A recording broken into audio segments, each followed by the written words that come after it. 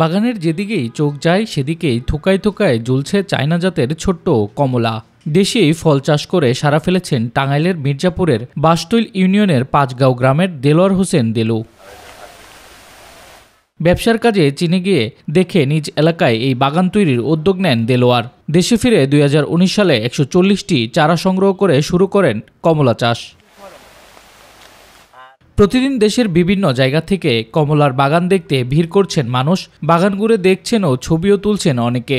এতে করে আমরা দেখা যাচ্ছে যে এখানে ফরমালিন মুক্ত ফল পাচ্ছি, তো আমরা স্বাস্থ্যের দিকেও এগুলো খুব ভালো, স্বাস্থ্যের পক্ষেও ভালো। আমাদের বাংলার মাটিতে অবশ্যই অন্য দেশের চেয়ে মনে হয়, আমি মনে করি যে বেশি উর্বরযোগ্য মাটি এবং ভালো ফলন হয়। বেশি কিছু দিন লাগে না, মনে হয় যে 1 থেকে 2 বছরের মধ্যে প্রত্যেকটা গাছে ফল আসে। ভাবতাম যে পাগলামি করতেছে, এগুলা কি করতেছে, আবাদি জমি নষ্ট করে।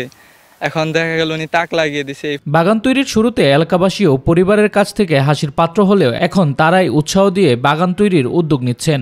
এবছর 4.5 লাখ টাকার কমলা বিক্রির আশা দেলোয়ারের। আমি মনে করব যে আপনার নিজেরও বেকারত্ব ঘুচবে, সেই সাথে বিদেশ থেকে আমরা প্রতি বছর এই ফল আনার জন্য যে পরিমাণ আমাদের টাকা বিদেশে চলে যাচ্ছে ডলার হয়ে, তো ওই টাকাটা আর আমাদের বিদেশে যাবে না। দেলোয়ারকে বিভিন্ন প্রযুক্তি ও পরামর্শগত সহায়তা দেওয়া হচ্ছে বলে জানিয়েছে কৃষি বিভাগ। চায়না কমলার ফলন দেশে আরও সহজ হলে দেশের পুষ্টি চাহিদা পূরণের পাশাপাশি সাশ্রয়ী হবে বৈদেশিক মুদ্রাও। বাংলাদেশের আবহাওয়া আসলে চায়না কমলা চাষের জন্য আসলে উপযোগী আবহাওয়া, তবে সব ক্ষেত্রে আশা করি বাংলাদেশের সব জায়গায় হবে। দেশে চায়না জাতের ছোট্ট কমলার ব্যাপক সম্ভাবনা থাকায় কমলার বাগান ছড়িয়ে দিতে উদ্যোক্তা তৈরি করবে কৃষি বিভাগ, এমনটাই প্রত্যাশা স্থানীয়দের।